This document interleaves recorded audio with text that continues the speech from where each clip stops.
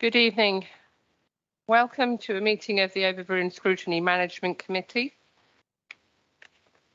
With me here this evening, we have Councillors Sam Akhtar, Rachel Burgess, Jim Fruin, Guy Granderson, Norman Jorgensen, Sarah Kerr, Rebecca Margetts, Jackie Rance, Rochelle Shepherd-Dubé, also Chris Bowring and Peter Dennis.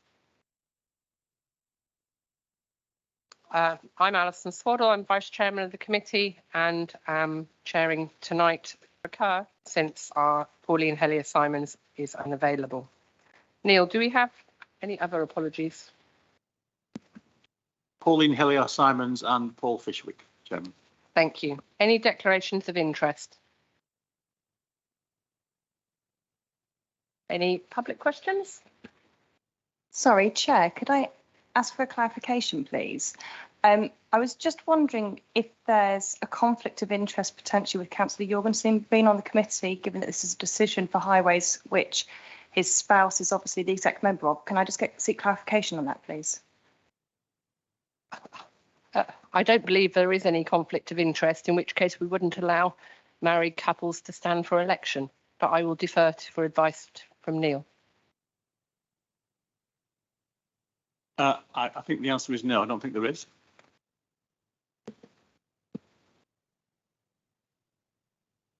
Right, we are meeting this evening to examine a call-in request relating to the executive member decision on the Woking Borough-wide street car park orders 2021, and we will be considering the officer response to the call-in. The procedure will be that one of the 5 non-executive members who called in this decision outlines the reasons for the call-in. I believe we're welcoming Councillor Shirley Boyt to do that. Shirley is able to call witnesses, and I understand we're welcoming on Teams Councillor Maria G. Members of this committee are able to ask questions to Shirley and to Maria. And then the relevant executive member, and we're welcoming Councillor Pauline Jorgensen, supported by officers, and I believe we've got Martin Heath and Andy Glenn Cross on Teams for this section. We'll be responding to the points made in the call-in. They'll be making a presentation to the committee. Members of the committee can, at that point, ask questions. I will then be asking Pauline Jorgensen to sum up the response to the call-in, which will be followed by Shirley Boyt summing up the call-in. And we will then decide whether to confirm the executive member decision, or if we want to recommend that the executive member reconsiders. And if we do wish to request that it's reconsidered, we will then discuss the recommendations we want to make. We cannot overturn the decision. If we've got concerns, then we decide to refer back to the executive member or to the executive with the recommendations we want to make. If decisions are referred back, the executive or the executive member should carry out the reconsideration within 20 working days.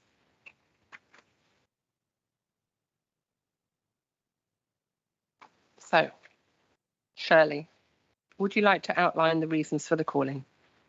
I would, thank you. One of the most important jobs of a councillor is to be able to explain to residents how they will be affected by decisions made by council. And in order to do that, it's vital that we ourselves fully understand what is being decided. In the case of this order, the initial consultation had been poorly executed in terms of displaying the notices, and there was considerable confusion among residents about the purpose of the order, leading many residents to believe that the intent was to introduce charges in the evenings and on Sundays. Because several car parks in my ward are affected by the order, I was naturally keen that there would be complete clarity on the matter of charging. Ahead of the meeting, I had written to this effect to Pauline, Councillor Jorgensen, and during the meeting, I felt this aspect was addressed satisfactorily. However, it was against this backdrop that I watched the meeting, and I'd hoped that the Q&As in the meeting would clear up any nagging doubts I had about the reasons for introducing charging periods where there previously had been none. I was surprised at how few questions were asked about the impact of the proposed changes on the average resident, but I was also pleased that discussion took place around making future orders of this kind easier for everyone to understand. This can only be a good thing. Unfortunately, during the meeting, Martin Heath, the officer's verbal explanation, was not wholly in accord with the written report and left me with more questions than answers. And it is those questions which form the basis of this call-in. I'd like to add that before initiating the call-in, I did seek clarification on a number of points, but received no response. The reasons for the call-in are as follows. This decision has contravened sections 1.4.2a, d and e of the Council's constitution, insofar as it cannot be determined from the information provided whether the action is proportionate to the desired outcome, and 1.4.2e, there is no clarity of aims and desired outcomes. The officer report states the following. Changes to operating hours. The new off-street car park orders will enable the council to take action against antisocial behaviour, misuse and vandalism of public car parks by extending the current 10-hour daily charging period to be at all times, and car park operating hours to apply from Monday to Sunday, including bank holidays. This means that all car park users will be required to comply with parking regulations at all times, and the order will permit the council to issue penalty charge notices to those vehicles in its car parks as part of antisocial gatherings. These controls will be supported by CCTV and meet the recommendations for deterring such activity made by Thames Valley Police. What are the recommendations made by Thames Valley Police? Are they proportionate to the problem? What happens where ASB is committed, but, as is likely to be the case, the perpetrator does not register his or her vehicle? The verbal explanation by the lead officer, which was, as it stands now, you can enter a car park and leave your vehicle, and there is no record of your vehicle being there. You don't have to register it or get a ticket for it or anything. Under this new order, we'll be able to do that in all car parks, and that will deter ASB particularly. They won't want to register a vehicle as having been there. This suggests to me that everyone using the car parks in the evenings and on a Sunday will now have to register their vehicle and check in or out.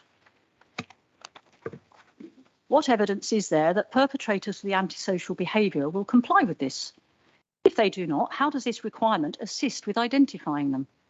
How will this requirement impact on residents who use the car park and forget to check in? Will enforcement officers be active 24/7? What is included in the policy that would avoid innocent residents being fined simply for failing to display a ticket during the times when there is no charge for using the car park? How are residents being informed of the change, which will require them to have a ticket at all times, when previously there was no requirement and people are used to using the car park and would not even look at the ticket machines overnight or on a Sunday? The supporting CCTV will help deter ASB, but can it be used to prosecute offenders? Members have been variously told that the CCTV cameras were installed due to theft of catalytic converters, to reduce emissions caused by queuing cars, and now to deter ASB. Section 1.42d states that there should be a presumption of openness, and this is not apparent here. However, my real concern is that most of our residents are law-abiding and do not engage in antisocial behaviour in our car parks. This decision impacts on them, and yet no consideration whatsoever was given to this quiet majority during the decision-making process on the 16th of December. No questions were asked about the impact of the order on our residents, and it is only now, when reading through the responses to the call-in on pages 24 and 25, that we can get an idea of what this impact might look like. The officer responses to the call-in question actually raise further questions. So I've summarised the call-in, Alison. Would you like me now to go on and express my concerns about the further questions, or do you want to stop me at that point and ask any questions?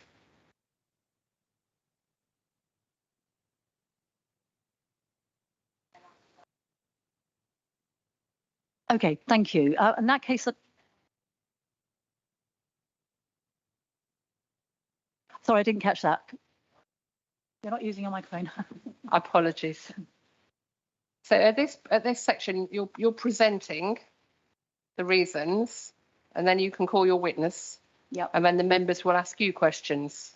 Okay, so There's no opportunity for you to ask questions to anybody, Shirley. no, I realise that. What I was concerned about is if I stop now and call my witness, can I go back to this, or should I continue with my concerns about the responses to the questions? Yeah, please continue. This is your opportunity. This is your, Lovely. you've got the floor. Thank you very much. Thank you. So the officer responses to the calling questions actually raise further questions. The response to question 1 suggests that you are confident that these measures will act as a deterrent, which is great. But if ASB does occur, are you saying that the perpetrators will be issued with a penalty charge notice simply because they did not check in and were therefore in contravention of the parking order? Does this mean that the actual ASB will not be addressed? It is also stated that the police recommended the introduction of CCTV to provide evidential support to any enforcement action that may become possible by the police. What sort of ASB might be dealt with by the police using the CCTV footage? Are these new measures proportionate to the problem? What alternative measures were explored and disregarded?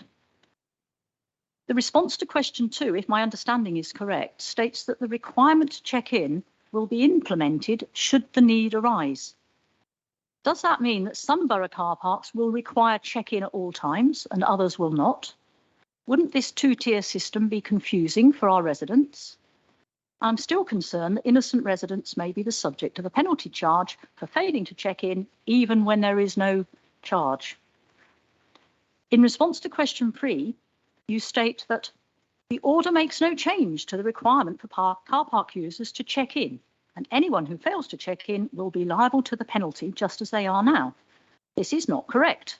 Currently, residents are not required to check in and out in the evenings and on a Sunday. This is a material change which will impact on residents, yet it was not raised at all in the decision-making process and raises a further question.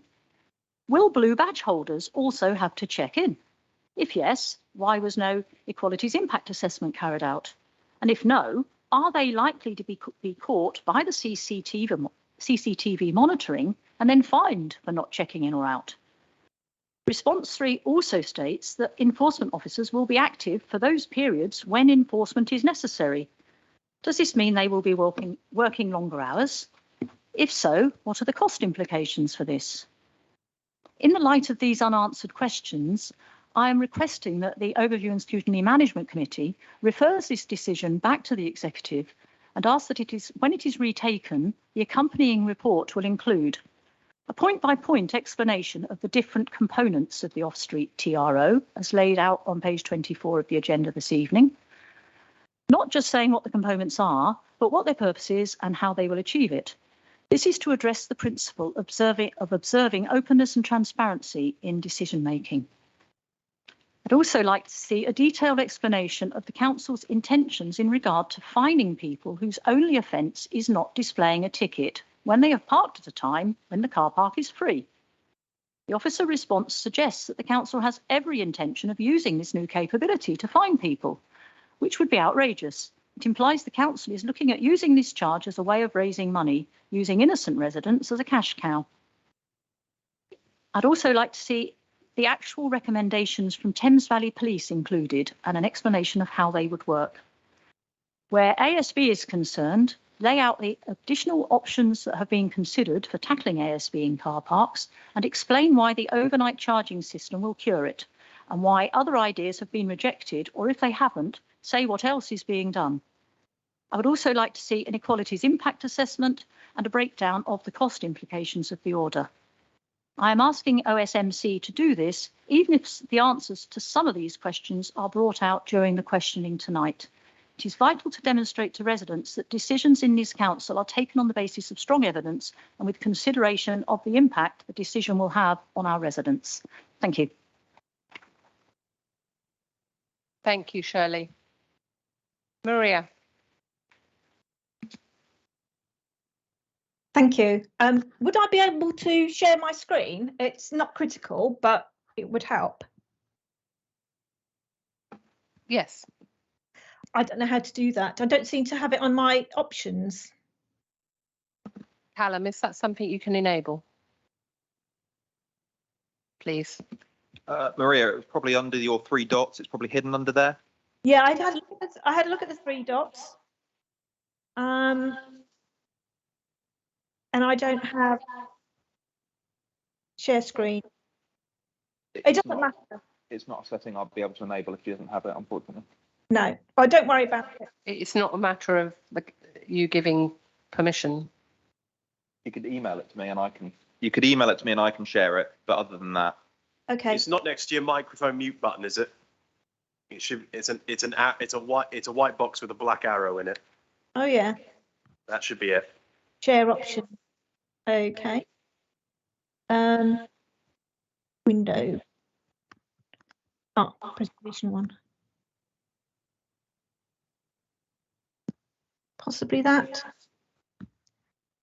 No, don't worry about it. Okay, we can see a blue circle on a white background. Yes, I know, but that's not mine. Don't worry, Alison. I will deal with it another way. I just did the presentation because it helped me organise my thoughts. Okay, so I'm here because an individual executive member decision was held on 16th of December 2021. And the report said that the council needed to make changes to its existing off-street borough car parks order. And the first main purpose of the changes was stated as enabling the council to enforce against increasing instances of antisocial behaviour in existing car parks. So I'm here to talk about how I see that this might affect Carnival Pool car park, which, as many of you may know, has had a lot of antisocial behaviour. So I'm not addressing any of the other reasons, just the first stated reason. So one of the things I've been and done is had a look at the car park terms and conditions, because they're the things that the council can enforce. And a penalty charge notice can be issued for contravening any of the terms and conditions of use of a parking place. And I've checked all these. And they all start with parked. So parked without clearly displaying a valid pay and display ticket, parked beyond the bay markings, parked in a restricted area, and so on and so forth. The problem is that ASB at, for example, illegal car meets is largely caused by moving vehicles. Some disturbance is caused by stationary vehicles with loud music or shouting late at night. But none of the terms and conditions of the car park refer to moving vehicles or loud noises, which are the basis of the ASB caused to residents from this specific car park. I also went and I checked the conditions displayed at Carnival Pool car park, and they're all about parking and displaying badges. So the current way of dealing with antisocial behaviour is for the police to issue Section 59 notices, which allow them to give a warning and then seize a vehicle which is acting in a manner likely to distress other people. However, there's nothing in the car park conditions other than references to parking violations. So as far as I can see, and I'm happy to be proved wrong, is that the future ways of dealing with antisocial behaviour will still be Section 59 notices, because the council can only deal with the parking violations. The CCTV that's there is... Maria, yeah. Could we ask you to stop sharing your screen, please? Oh, sorry. Stop presenting. Sorry about that, Alison. Okay. The CCTV that's in place, its use won't change to civil parking enforcement. I checked that today with one of the officers, because the CCTV isn't an approved device for issuing parking penalty charge notices, PCNs. So its future use is going to be the same as its current use, which is in dealing with crimes, issuing Section 59 notices, theft and so forth. I'd just like to talk about the checking in. So the statement that as it stands now, you can enter a car park and leave your vehicle and there's no record of your vehicle. In many car parks, including Carnival Pool, you do have to check in, but only during charging hours. That's not enforced outside the charging hours. And making users check in with car registrations is useful when you're looking at violation of car parking offences. PCNs are only useful when cars are parked, unless we change the terms and conditions. And I checked that this morning with an officer. If a car is checked in, then there's no violation of parking conditions, even if an ASB occurs. And if a car is not checked in, then parking charge notices could be issued from civil enforcement officers, but the CCTV still can't be used.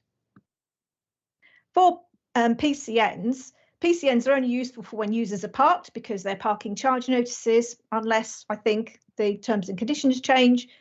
Also, for civil enforcement officers, it could be very risky when there are large car meets. And how do you establish how long car users have been there, given the grace period? So with PCNs, I believe the enforcement officers have to go around and check you've been there longer than a certain amount of time, because you're always given a bit of a grace period.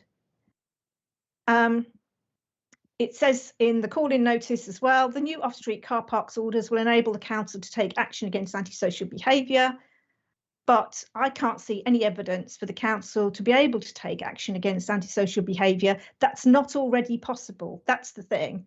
The extension of the hours, I can't see how that will allow further action to be taken.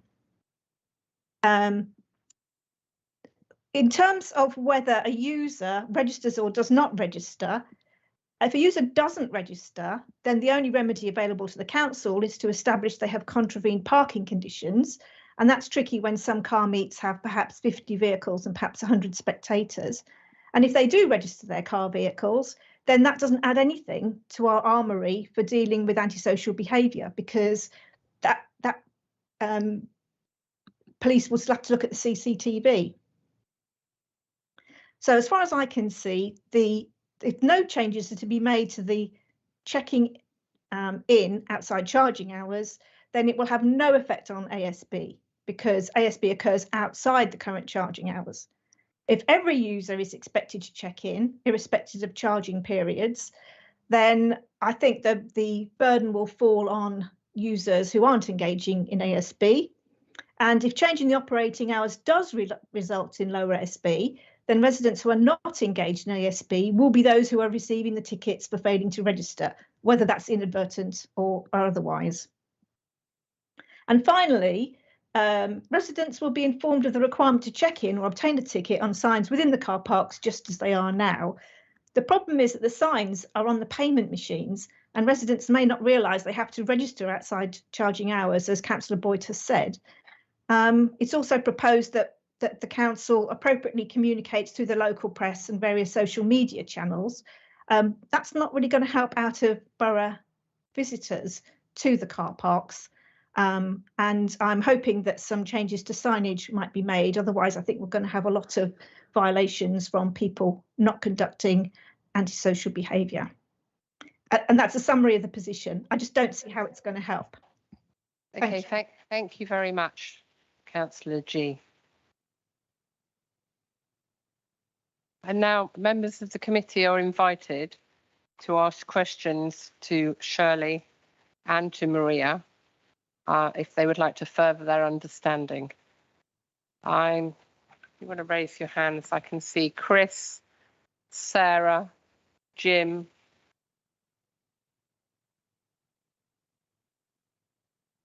Rochelle. Okay, Chris first then, thank you. Thank you, Madam Chairman.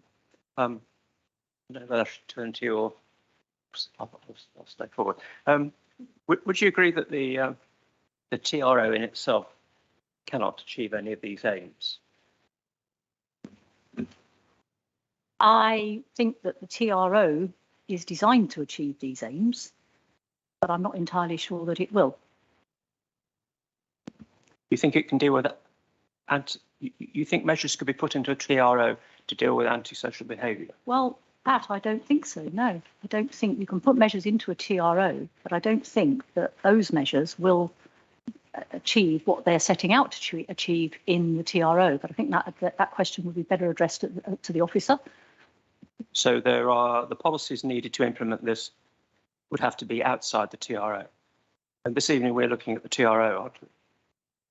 So you appear to be calling in this item for reasons which are nothing to do with the TRO. Can you explain why you're doing that?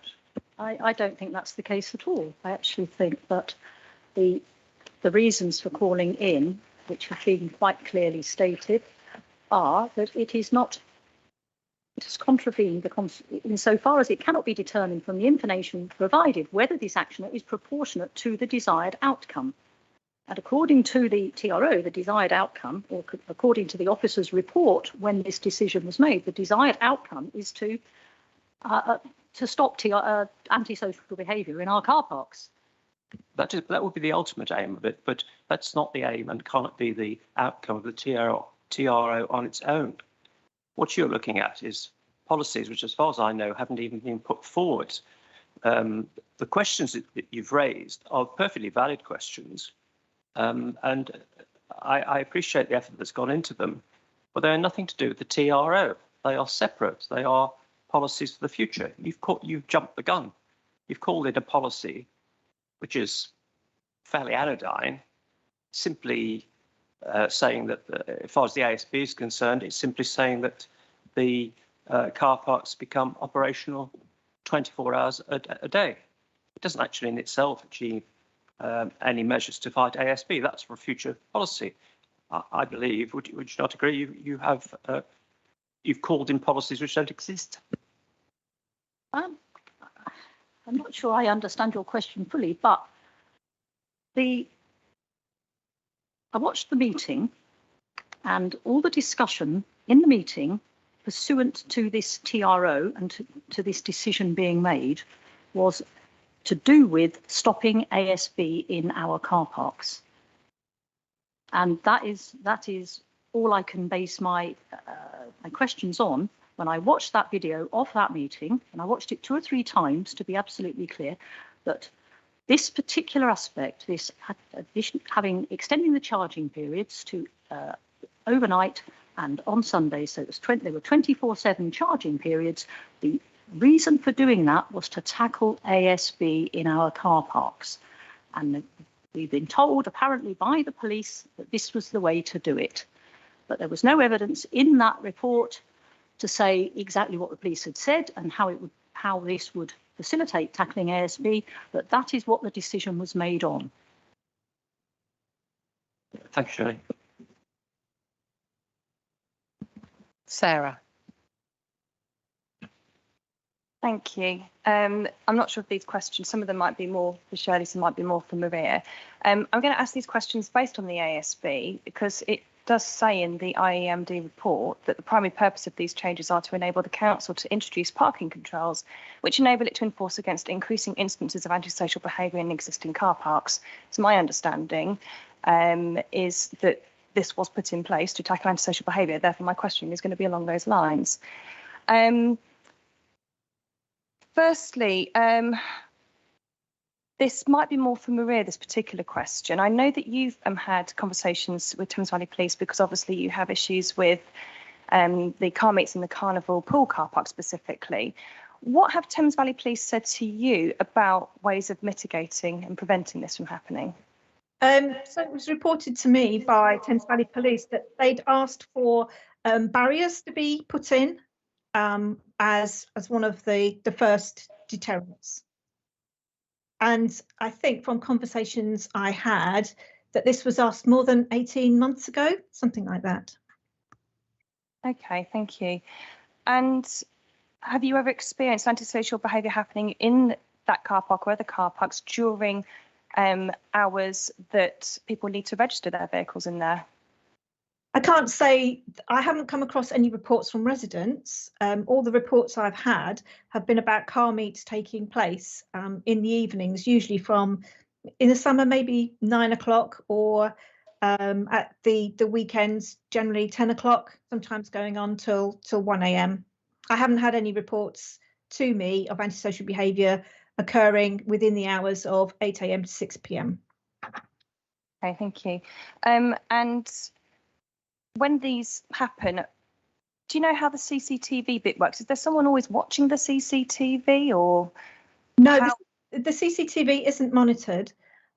So what happens is that residents have to report antisocial behaviour, and then the council can look at the footage, and then I believe that they share it with the police so that the police can issue Section 59 notices.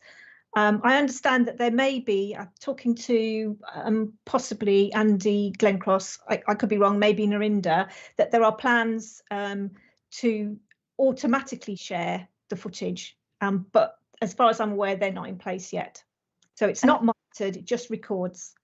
Okay, and how does either the council or the police know to check the CCTV? Is there a reliance on people reporting antisocial behaviour? Yes, as far as I understand it, yes, because otherwise the council or the police wouldn't know when to look. Because it's not monitored, you have to rely on residents to report antisocial behaviour, make calls to the council or report on 101 to the police.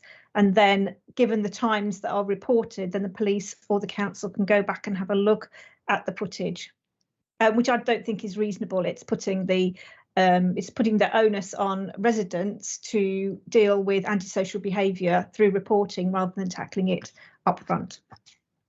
Okay, thank you. And so with what's being proposed in this IEMD, would that change, or would it still be reliant on residents reporting ASB to the police for that footage to be checked?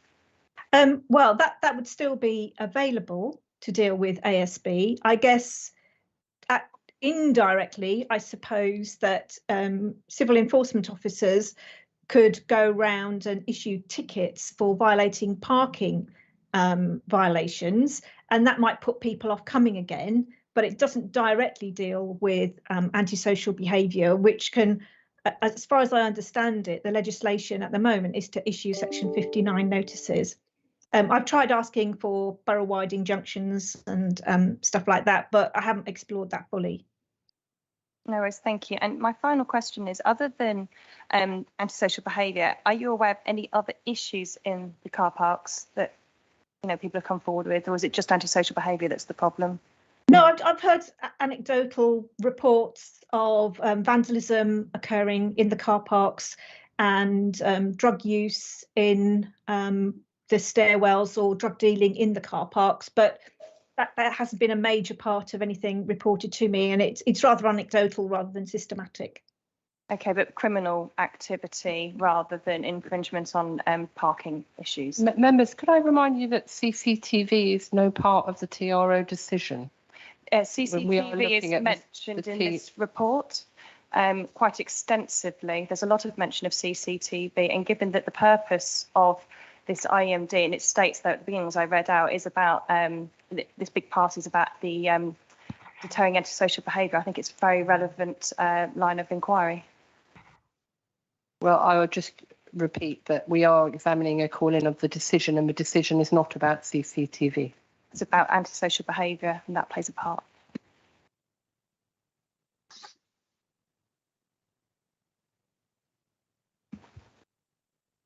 Right, Councillor Jim Fruin. Thank you.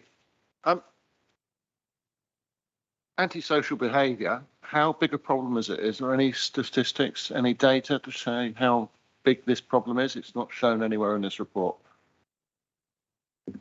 Are you asking me? No, yeah, it's a question. Well, from my own experience, with the exception of the Thames Valley Park and Ride in my ward, where I understand there are illegal car meets going on from time to time, I've never had any reports of any antisocial behaviour in any of my other Woodley Town Centre car parks. So what we're trying to achieve here with the antisocial behaviour is the car meets. That would appear to be the case. That would appear to be the case. All right, thank you. The fact that you're asking residents through this process to register even when there's a free parking period, if I picked that up correctly, that's not an intuitive thing for residents to do, and I think that's very confusing. And on the last bit, and I know you said about CCTV, but again, I can only pick up what's in the report. I find it difficult to believe that, given other issues with trying to get the police to look at speeding in areas where there's been fatalities, and the police saying they haven't got the resources to review, I find it very difficult to believe that Thames Valley Police are going to actually resource to look at antisocial behaviour when they haven't got the resources to stop to review CCTV in areas where there's been fatalities. I just don't see that that's going to be feasible. So, Jim, is that a question to Shirley? No, that's more of a statement, sorry. Okay, if we could keep to questions, please. Okay, apologies. So, Shirley, are you questioning that members of the public and councillors were not given enough information about this IEMD, which I understand was advertised to the necessary days in the local paper and all of the councillors knew about? We've all got a list of the people who did write in, and I noted that Councillor Sarah Kerr was the only councillor who did actually respond to the consultation with a comment. And of course, we're all invited to attend and ask questions at the IMD meeting, where a member of the public did attend, ask questions and received answers. Do you think that there was something at fault in that process? I think at the beginning of the process there was a great deal of fault because the notices weren't put out properly in the car parks, and there was the consultation had to actually be extended. But no, my issue here is that the decision in the actual IEMD, the decision was made on the basis of Martin's verbal report and his written report and the questions that Councillor Jorgensen asked during the process. But I felt that there were questions that should have been asked about the basis of this, how this decision was going to impact on innocent residents. The talk was all about ASB in the car parks and how we address ASB. And the implication was that everyone would have to check in, but that was not implicitly said in the conversation or in the report. So that to me was like, well, this is a big step change. This is something entirely different for our residents to have to do, and it hasn't been addressed. And the issue of what happens to residents who inadvertently they don't check in because they're not used to checking in on a Sunday or on an evening was not addressed in there. And I think that's a very important issue that for our residents that wasn't addressed in that meeting. So I'm not saying that the consultation was wrong because lots of people wrote in about the consultation. Having said that, most of the people who wrote in about the consultation felt the council was going to try and put in charges through the back door. And I did take steps to discuss that with officers before well before the decision, when the consultation was going on. I also had conversations with Councillor Jorgensen at that time. And I also wrote to Councillor Jorgensen before the meeting to ask if she could absolutely nail down that charges were not the main reason for this. And it became very apparent in the meeting that no, charges weren't the main reason. Nailing antisocial behaviour was, but that there are the implications of doing that on innocent residents, the silent majority who quietly go about their business and don't cause antisocial behaviour, was not being properly considered. Thank you for your answer. Next, we're going to Rochelle. Okay, one of the things you were talking about was that the TRO will stop antisocial behavior such as drug dealing or vandalism. Will the drug dealers or the vandalizers be required to register before coming in and doing this? Or I don't understand how that is going to actually stop this from occurring. Could somebody possibly answer that? Are you expecting me to answer that? Anybody. Afraid I can't actually, Rochelle. Shirley or Rochelle, you're asking Shirley or Maria. Maria. You're asking them for an opinion. Shirley or Maria. How will this stop antisocial behavior, this TRO? Will drug dealers be required to register, or will vandals be required to register? And if so, how will they do that if they don't have a car? I don't know if councillors can answer what officers intend to do. I mean, this is going to be speculation, is it? Well, yes, because that's just one of the things, the reason you're having this is because of antisocial behavior. And the example was drug dealing. One of the examples was drug dealing, another was vandalism. I'm trying to figure out how this will stop that. Maybe a second question. Wouldn't it be a better idea to provide a car park for a car meet, charging the individuals, and thus providing security be a better idea? Because that way you wouldn't have all this antisocial behavior if you had security on site. I'm sorry, Rochelle, but I can't see that's relevant to the examination of the IEMD, which doesn't mention drug dealing or vandalism or graffiti. But this was ASB. ASB was one of the reasons for having this. and this is ASB. And this Okay, is, but- and,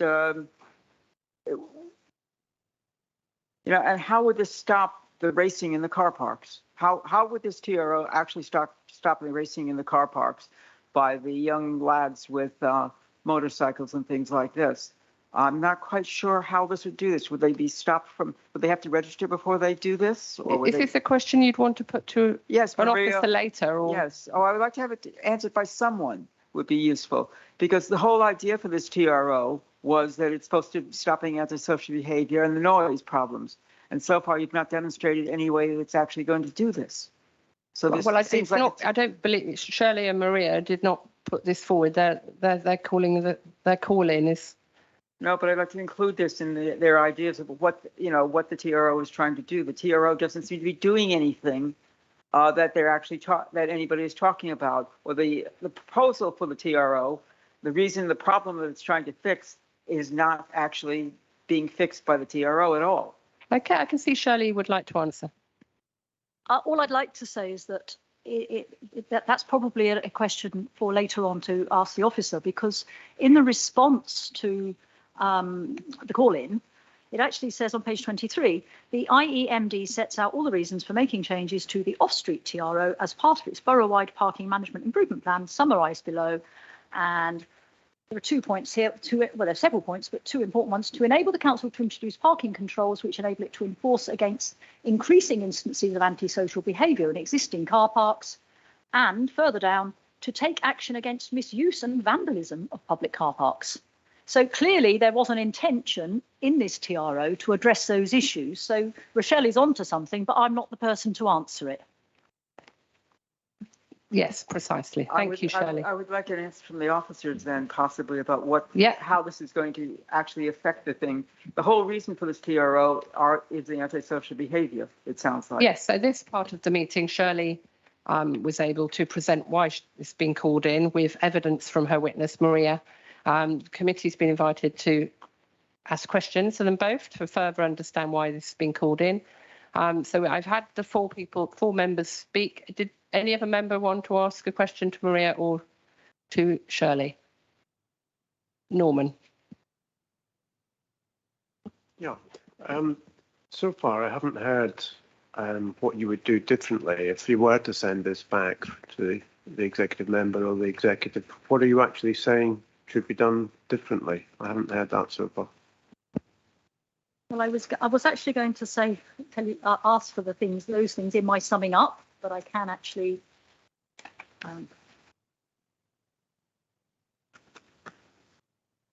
So I think, did I actually say them? The actions that I require. I did actually read these out at the end, so I can do that again. I'm happy to read again, but what I would like is for this decision to go back to the executive and ask that the accompanying report, in order that the executive member can make a full and informed decision on this, is one, a point-by-point explanation of the different components of the off-street TRO as laid out on page 24 of the agenda, not just saying what the components are, but what their purpose is and how they will achieve it. This is to address the principle of observing openness and transparency in decision-making. I'd also like to see a detailed explanation of the council's intentions in regard to fining people whose only offence is not displaying a ticket, because I think that has not been addressed at all it was not addressed at all in the IMD decision. The officer response suggests that the council has every intention of using this capability, which would be outrageous in my view. I think we should have the actual recommendations from Thames Valley Police included with the report, again, so that Councillor Jurgensen can read that and make sure that it is proportionate to the decision making. And where ASB is concerned, what alternatives have been rejected? I'd also like to see an equalities impact assessment, because what is the impact of this on disabled residents who have a blue badge and never normally check into a car park? And finally, a breakdown of the costs, particularly bearing in mind that it looks like enforcement officers are going to be working longer hours to police this. So that is what I would like done. And I'd like the decision made on the basis of that, because I think the decision wasn't made on all of the information.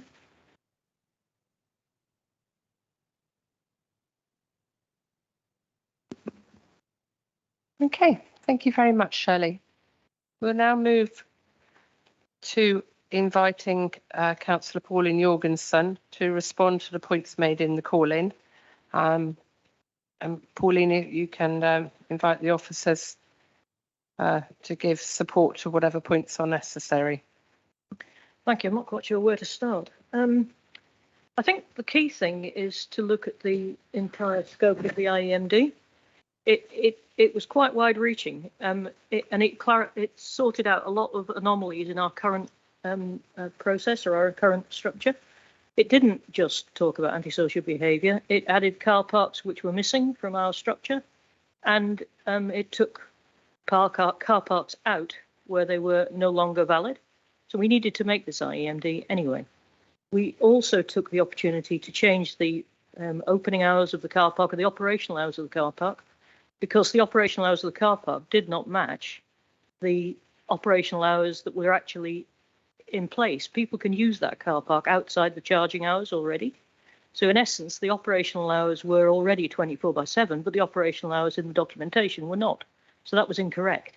So that was another thing that was done in this. And I can't see why either of those points are disproportionate. The discussion at the call-in was reasonably lengthy, and it was quite good to see a member of the public attend. I was very pleased to see that. There were absolutely no councillors attending.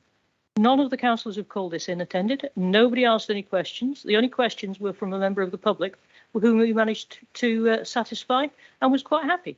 So there was an opportunity to ask questions, and these questions were not asked at the time. So I can only presume that this call-in is retrospectively political rather than actually seeking to get some more information, because if it was seeking to get more information, there was ample opportunity to do that during the call-in itself. Also, there were no objections by any councillors. I think Serica raised a question on behalf of a resident who couldn't access some information, but no councillors objected to this either, and it was well publicised. So I can also point out that this went through a statutory process. It went through the statutory process of issuing a TRO, and then it also went through the process of consultation as part of the IEMD. So we can't say that there wasn't proper consultation. I think Shirley recognised that point, that there was ample consultation all the way through, and a lot of people commented on the TRO. Jim mentioned that the Thames Valley Police are unlikely to act on antisocial behaviour, and he's right, and that's one of the reasons for this. I was told that one of the benefits of having the extended opening hours was it allowed us to use our enforcement people to back up Thames Valley Police and gave an extra opportunity to deal with antisocial behaviour, and that was one of the things that drove this TRO, amongst other things. We will be able to patrol under the extended hours, which are already the operational hours. So it's not like we're actually changing what's happening on the ground. All we're doing is recognising the fact that that car park is open 24/7 anyway. There was Shirley said all the conversation at the meeting was about antisocial behaviour. I was there on the screen because I was self-isolating. My recollection is most of the conversation was about the fact that a large number of the members of the public had misunderstood and thought we were trying to charge for 24/7 parking, which we weren't. So there was conversation about antisocial behaviour, but there was also conversation about charging hours. The ticketing of charging hours was not addressed in the IEMD. Absolutely correct. That's because it isn't part of the IEMD.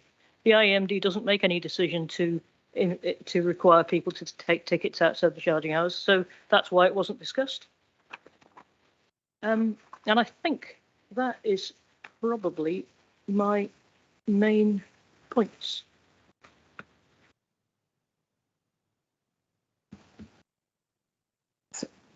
Thank you, Pauline.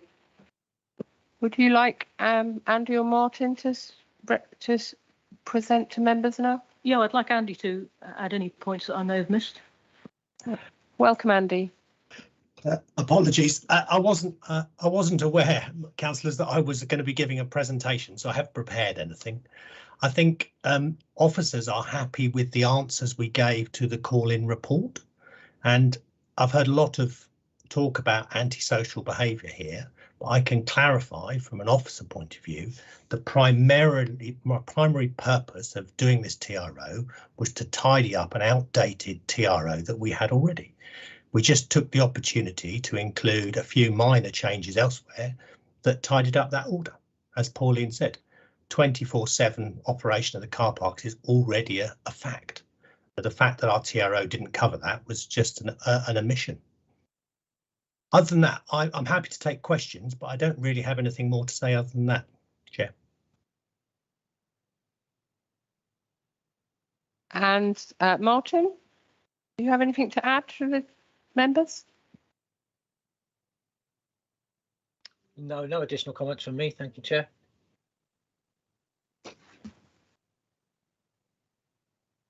Right, members of the committee, do you have any questions you'd like to put to Pauline, Martin, or Andy? Okay, let me make a note. I can see Jim, Rachel, Rebecca, Peter, Michelle, Sarah, Sam, and Guy. Okay, so Jim. Thank you, Chair. I understand that car parks are open to the public 24 hours now. Does this TRO change anything with the registration? Is that a change from what currently exists or not? Someone just explain that to me, please.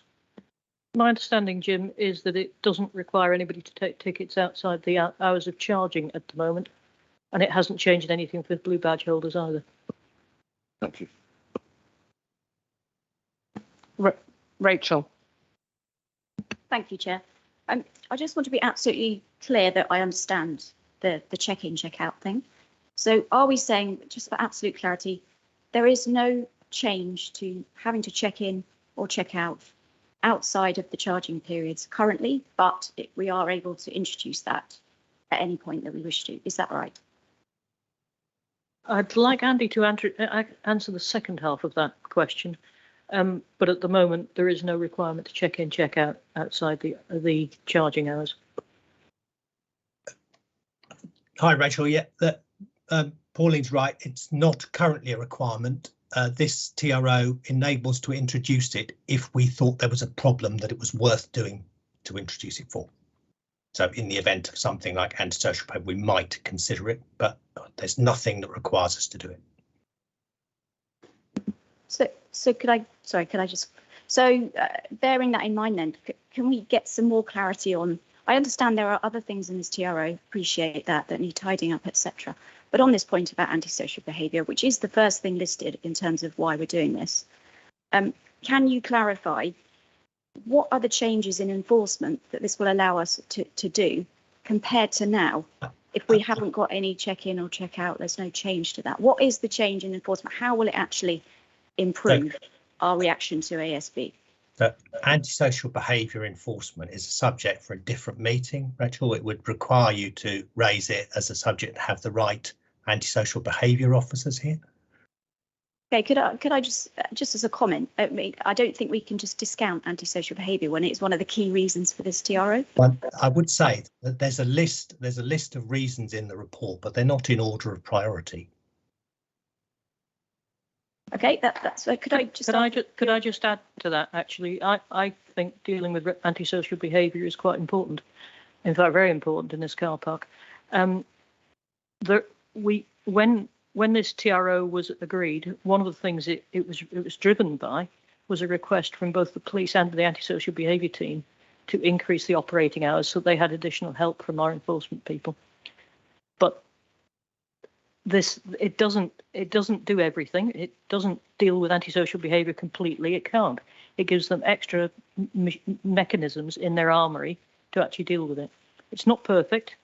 No action with antisocial behaviour apart from shutting the car park completely would be. And if you shut the car park completely, all it'll do is move somewhere else.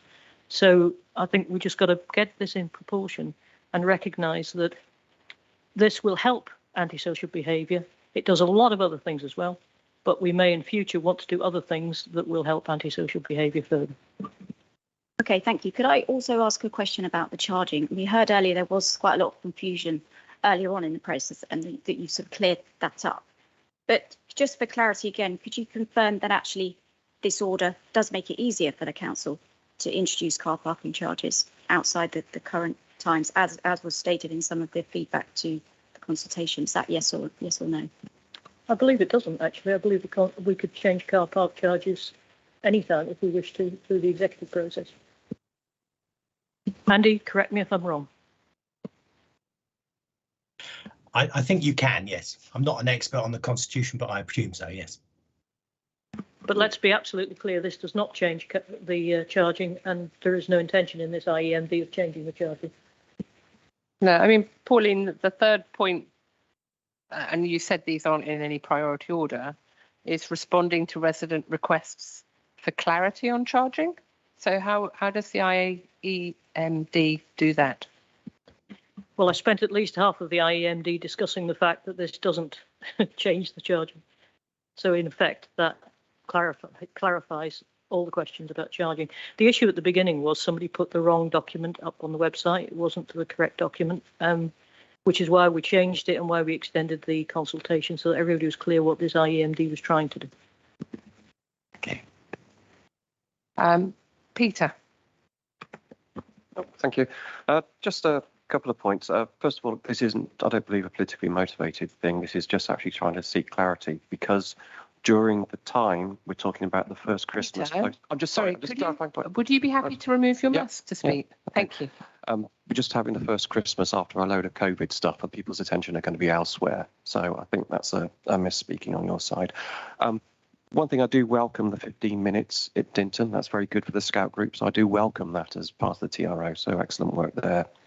I am very confused about the ABS, the antisocial behaviour part of this thing, because it is mentioned many times in this document, and speaking to officers, it has been mentioned as a tool in that.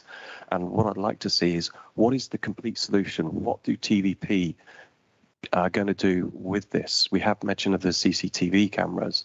So again, that's in this IMDb. So what is happening there? I think if you want to ask what TVP are doing about antisocial behaviour, you're going to have to ask them, I'm afraid. The CCTV isn't part of this IEMD. The CCTV was already there, and we have the ability with that CCTV to provide evidence to the police if they wish to take matters further, or if they're willing to take matters further. This IEMD really just gives us the opportunity to use our own enforcement team, which we're developing at the moment, and which will become active in the spring, or more active in the spring, to actually deal with antisocial behaviour. And I, for one, am looking forward to giving them more opportunity to deal with antisocial behaviour, which I'm sure you are too. Okay. Right, Rochelle. Okay, once again, this supposedly is going to allow the parking control agents to work with Thames Valley Police to stop antisocial behavior, was what Andy had said, among other things. I'm just curious, are parking control agents going to stop drug dealing in the things, or are they going to notice it and call the police in, or why is this? Second of all, there seems to be a lot of confusion whether you're going to have to register or not.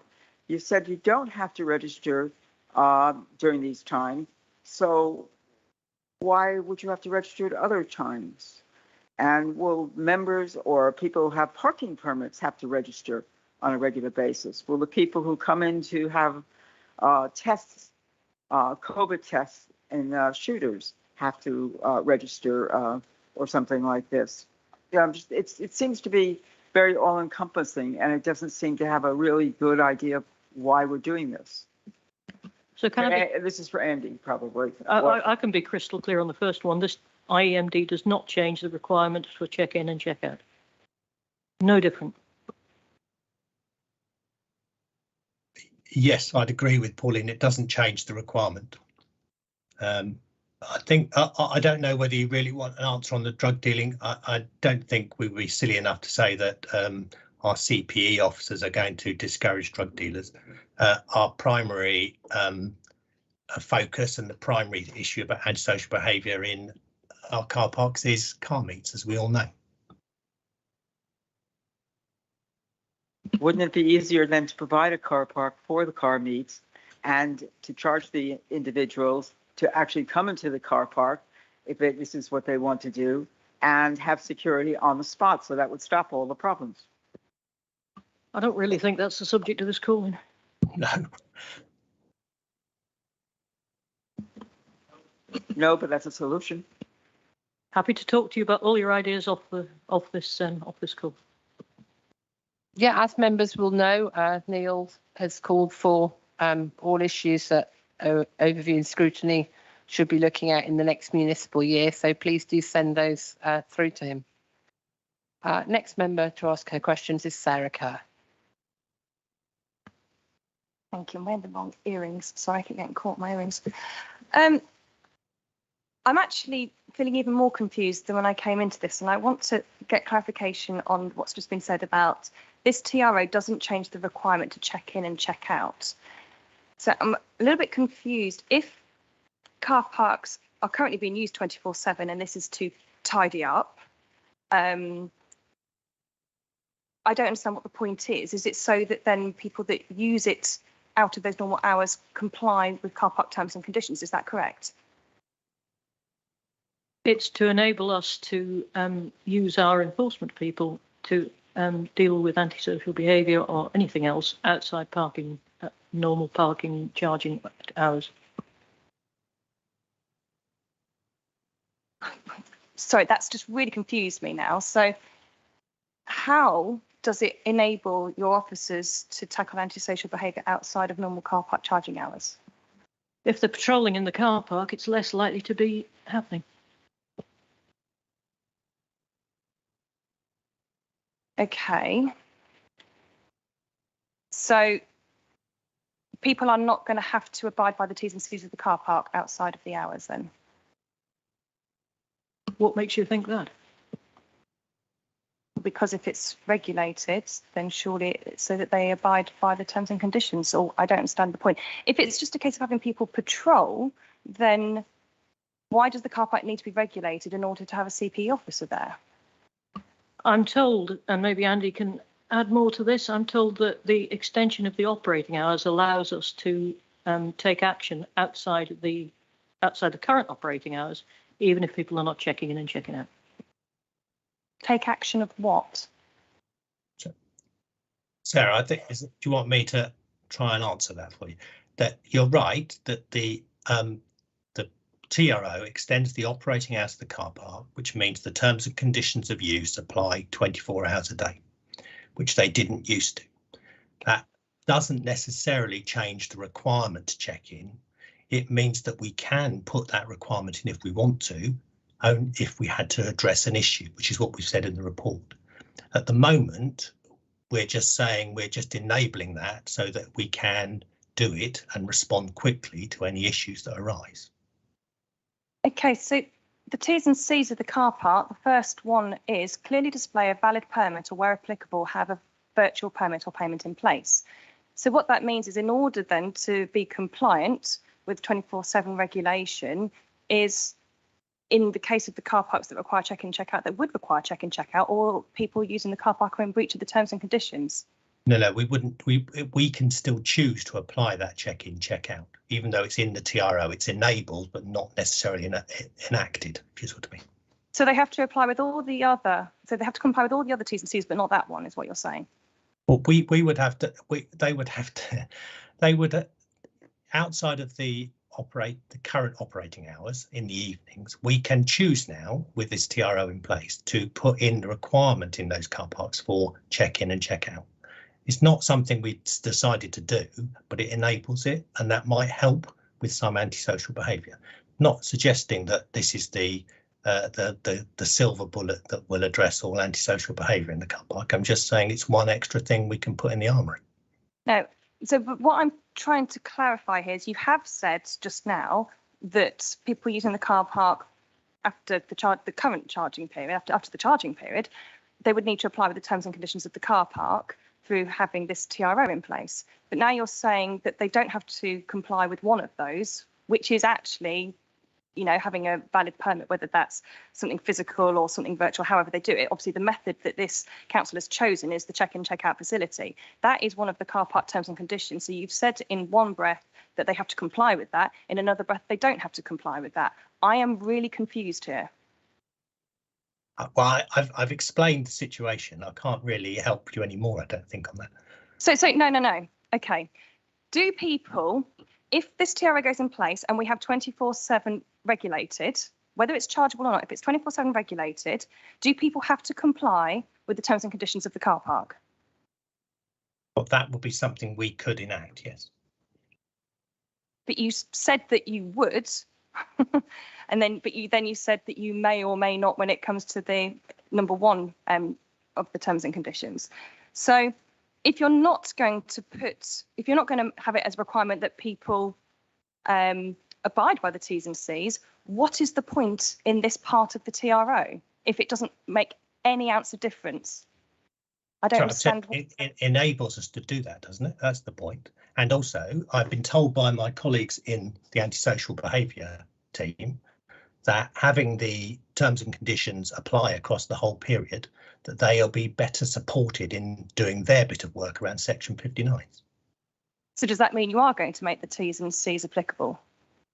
That they are applicable under this order. It's just which ones of them we choose to implement. So you're going to decide. So it wouldn't be fair to implement, for instance, check in, check out without telling people, would it? So you can't simply say we're going to apply all of them at the same time. There'd be a need to advertise some of them. No, I get that. But you can see where the confusion is coming from. You're talking about introducing a regulated period 24/7 because you've been told it will help with tackling with antisocial behaviour, which I still don't understand how it will, but we'll come back to that in a minute. But that's the reason why you're doing this. But you said that you may not actually do that. So why are we having this TRO if you haven't actually decided whether you're going to implement what the TRO allows you to do? As I said before, the primary purpose of the TRO is to tidy up our existing traffic regulation order for off-street parking. I get the rest of it. I'm happy with the rest of it, and there's no problem. I'm on this specific point. Why has this been put into this TRO specifically? So we are, if you ask us, and Maria has been asking us to do every single thing we can possibly do to address antisocial behaviour, this was one thing that Thames Valley Police suggested might help. How? Take their word, because it helps with enforcement. But it specifically says in the report, now where was it? Page 17, antisocial behaviour will still be a police enforcement matter. That's what one of the officers has written. So how does it help the council with the enforcement when the council has no jurisdiction to enforce? So that's not necessarily true, is it? We are working in collaboration with Thames Valley Police, but if you really want to understand how we enforce against antisocial behaviour, Sarah, you will have to ask the relevant officer, who's not me, unfortunately. No, I did ask if they could be here, and they pulled out at the last minute. So this, well, I might come back to some more questions in a minute because I need to process. Sarah, we do have other members waiting for us question. You've had 5. Okay, I'm going to move to Sam and then Guy, and then I'll be asking Pauline to sum up before we then move to Shirley for her summing up. Am I on the right list? Thank you, Chair. Oh, hang on. No, sorry, Rebecca. You should have been third, and I missed you out. I apologise. That's okay, thank you. My question was for Councillor Jorgensen, actually. I think we're all united in our concerns that especially Councillor G has raised about the antisocial behaviour that is going on in these car parks. It does affect residents dramatically. But I think my big concern here is this call-in will actually affect the implementation of this. It has affected the implementation of this TRO, which is to try and tackle this issue.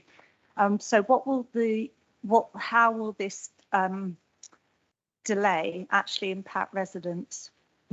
So we raised this TRO and it was approved before Christmas. It was approved in November. It then got called in. As a result of that, we haven't been able to implement any of the bits of this TRO up till now, which is now the first week in February. I was told by Thames Valley Police, or rather officers were told by Thames Valley Police and the Antisocial Behaviour Unit that this TRO would help them in dealing with antisocial behaviour. So I can only presume, and it is a presumption because I'm not a policeman, that that the delay from November until now has impacted the ability to use the extra powers that that they thought this would provide.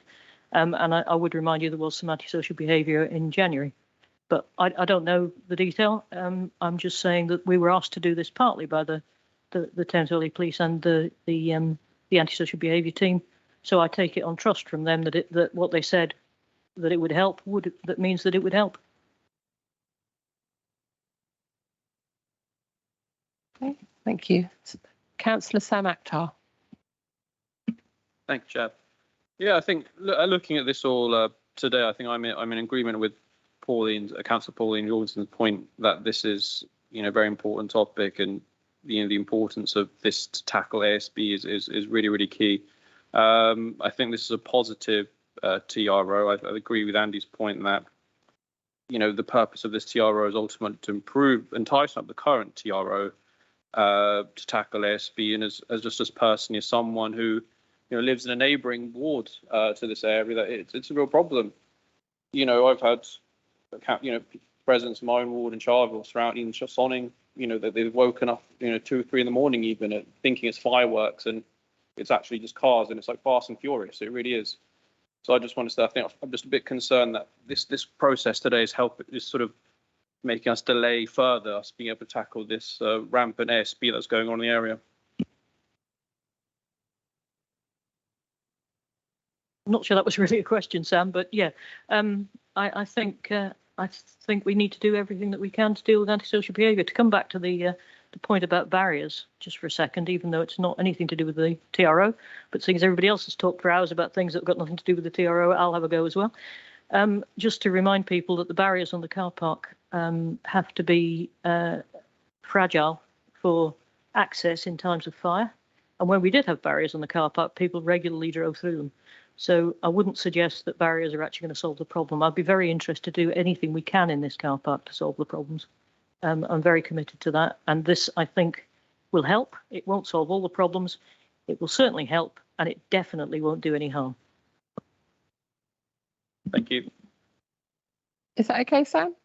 Yeah, okay. And then finally, we're going to Councillor Guy Granderson.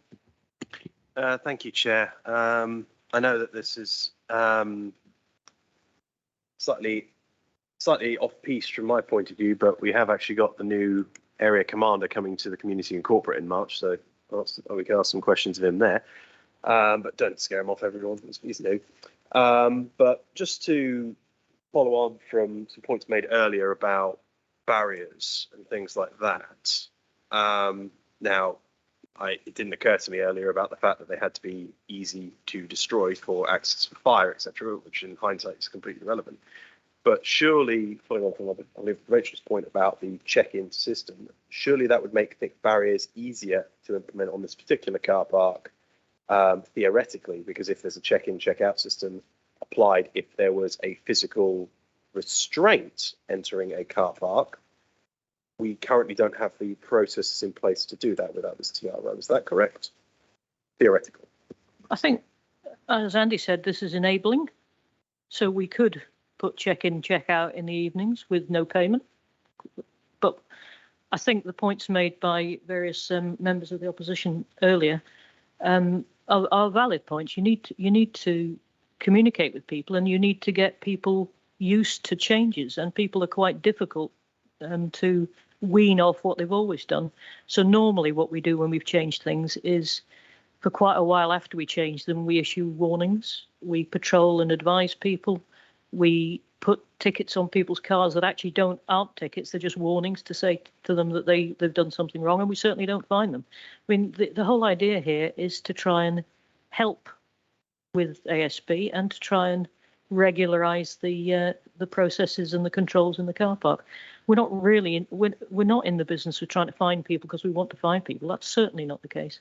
What we want to do is regularise the arrangements in the car park and do whatever we can to help the residents by dealing with antisocial behaviour. So, in a nutshell, the core of the dealing with the antisocial behaviour aspect within this TRO, which is the contentious bit, it seems this evening, is all about expanding the assets we have in our arsenal, basically providing a deterrent factor and offering the police support in dealing with this, because the more tools we have at our disposal, the better, as opposed to basically having to deal with things with one arm behind our back, which if there is no physical way for us to do it right now, I'd rather have an option and not use it than need it and not have it. Yeah. Councillor Jorgensen, one of the reasons for the call-in was expressing concern about proportionality, whether the action is proportionate to the desired outcome. Do you feel it was? Well, I can't really see how extending the hours of a car park without insisting on check-in, check-out, and actually regularising the arrangements for car parks so that the car park definitions actually cover the actual car parks on the ground, plus introducing a 15-minute free zone, could be anything other than completely proportionate. They have no impact on the general public generally, and I think are generally positive, which is the whole intention. Thank you. Sarah Kerr, do you want to seek clarity on one of your previous questions? I've got two things I'd like some clarification Are on, these please. new questions or seeking clarity? It's seeking clarity on what we've been discussing tonight. Okay. So I've got two questions. Two corrects on the IEMD, and then I can see that Councillor Burgess, who hasn't yet had an opportunity to ask a question, would like to do so. Thank you. So firstly, we've been told that this gives us the ability to enact this, but we're not necessarily going to do it unless we need to. So firstly, how is this call-in actually delayed tackling antisocial behaviour? Because we were told by the police and the antisocial behaviour team that this change to the IEMD would help them with their enforcement. The delay, the thing that you were talking about at length that we haven't put in, which was causing some concern, which was check in, check out, outside hours, is not the thing we were asked to do by the ASB team. Okay, I'm still unsure as to how the changes that may or may not come in actually do that. But I just want to very quickly pick up on one last point, and that is that this isn't about finding people and making income from this. So why does the medium-term financial plan coming out have a £241,000 increase per annum in parking fines? Sarah, I'm not sure that question is relevant to the call-in tonight. Well, it is, because we're talking about parking. Can I just remind Sarah, we're not talking about parking, we're talking about TRO, but can I remind councillors and residents that the parking fines are self-financing and they're used to pay for the enforcement team. They're ring-fenced, so we don't use them for general council revenue. No, I get that. It's just in the statutory guidance for local authorities on enforcing parking restrictions, it specifically says the objective of civil parking enforcement should be for 100% compliance with no penalty charges. Pardon? Well, I think that's what I just said, actually, which is that the money gathered in fines is used to improve the enforcement. Yeah, yes, but the whole objective is that there should be no penalty charges in the first place. It should be about having a system that is designed for 100% compliance, so you shouldn't be needing to Sorry, this is not the subject of this IEMD or anything to do with this meeting. We're talking about parking here. No, the TRO is about parking, and this is the part that we're bringing up. It's about car parks. No, it isn't. It is.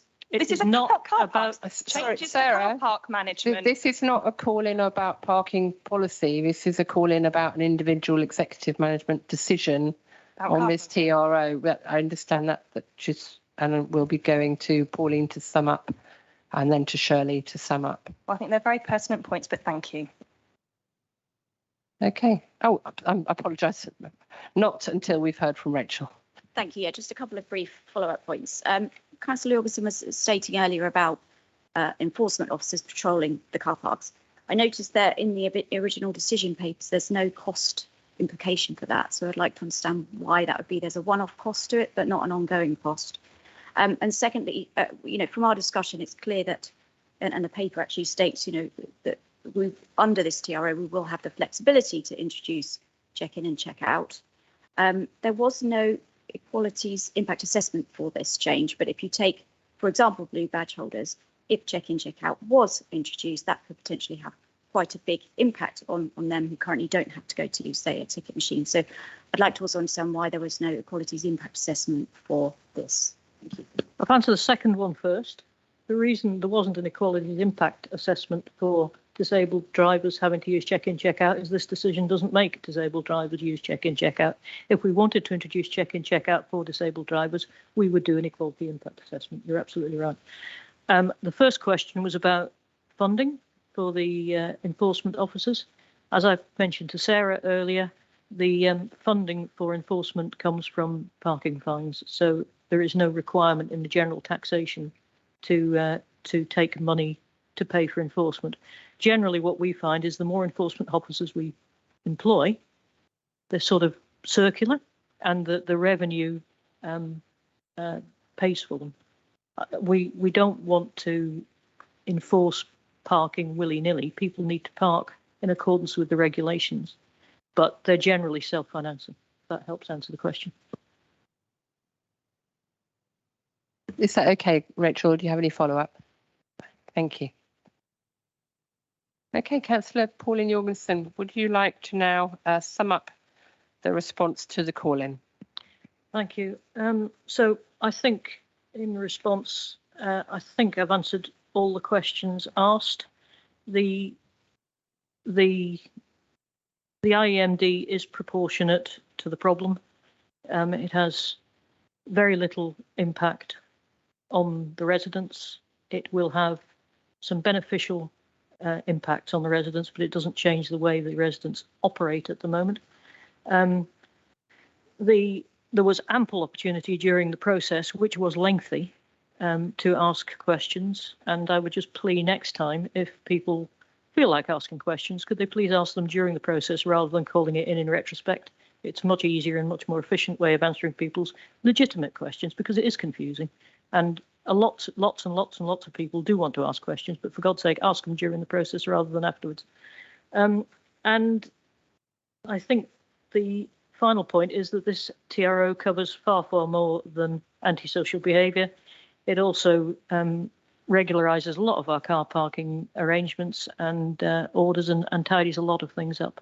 So, and also introduces a nice free 15-minute zone, which I think is appreciated. So I hope you will let us get on with this, because I think we've waited long enough.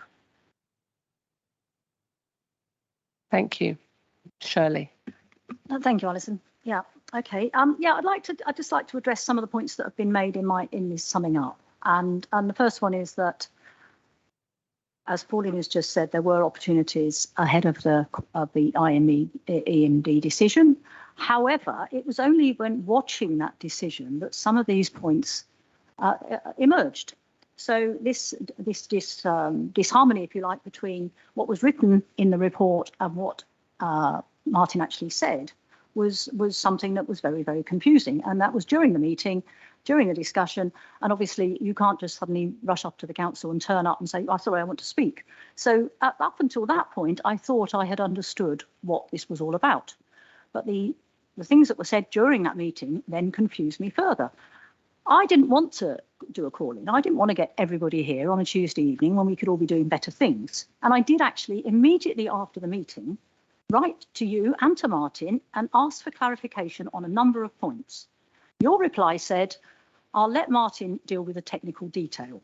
Well, Martin didn't deal with the technical detail, and I didn't get a reply, and I left it until the very last minute before calling this in, as the people who joined the call in with me will testify. So that's just to clear that up. And I am sorry that this was delayed. I had no intention or desire to delay anything, and it was not political. It was simply wanting to know how this would impact on our residents, because I didn't feel it had been dealt with satisfactorily in that decision-making process. One of the other things that's been said this evening is that the primary purpose of this was to tidy up things in the car park, in the TRO, and get things neat and tidy. Whereas in the background to the TRO, it actually says here in the report, the primary purposes of these changes are to enable the council to introduce parking controls, which will enable it to enforce against increasing instances of antisocial behaviour in existing car parks. So it actually, people are trying to say, "Oh, well, that wasn't the primary person. There were loads of primary reason. There were loads and loads of other reasons." But in fact, it says here that that was the primary reason. So somebody's telling porky pies, quite frankly. And furthermore, we haven't really, the answers that have been given this evening and the answers that were given in the report haven't really addressed a couple of the issues. And one of the issues is this idea that we can introduce check-in. This gives officers the facility to introduce check-in should it be required. Now, I don't have a problem with checking in or checking out. What I do have a problem with is confusion for residents. So either we have to check in for all car parks or we don't check in at these times when there's no actual payment required, because I can see that being fraught with confusion. If car parks in Wokingham have to have check-in at all times and yet car parks in Woodley don't. So if we've got residents who go from one area to another, it's confusing. So that needs to be something that needed to be addressed. And I am still concerned if you do introduce check-in, disabled badge holders currently never have to go to the check-in machine. They just put their badge on the dashboard and away they go, and it's absolutely fine. If there was an issue in a car park and the CCTV footage had to be viewed with a view to then perhaps the police becoming involved, and there happened to have been some disabled people parked in the car parks using their blue badges, but they hadn't been checked in, the likelihood is somebody would pick them up on that CCTV footage and say, well, hang on a minute, these people didn't check in, we'll send them a fine. Because there's no way from the CCTV footage that you would know that they were disabled badge holders from their registration number. Do you follow? You wouldn't know. From someone's registration number, from some CCTV footage, you would not know if those people were disabled badge holders or not. So that does concern me that it still hasn't been addressed in this call-in. And I just think there's attention to detail in this that perhaps is not as good as it could have been throughout the whole process. And I think that's all I have to say. Thank you, Shirley. So members have had ample opportunity to hear from Shirley and Maria, from Pauline and the officers attending. Martin was with us and we heard from Andy. And to have asked wide-ranging questions, seek clarification to enable your understanding. I would like to ask members if we could move to a vote whether we wish to confirm the decision, and if the vote is that we do not, we want to recommend it be referred back to the executive, then we will discuss the recommendations we wish to make to the executive.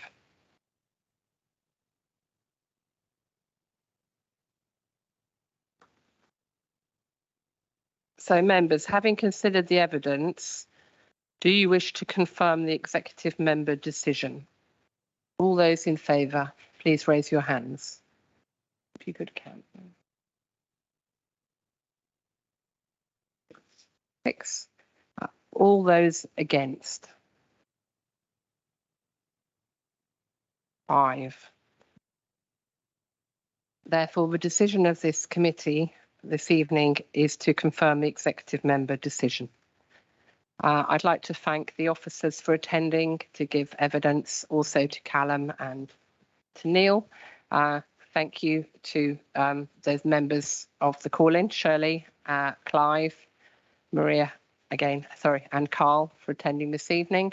And I believe we have a member of the public here, which is always good to see, now that we're allowed to do that again. So thank you very much, sir, for coming along this evening. Thank you very much, and I'll see you all at the next meeting of the Overview Scrutiny Management Committee.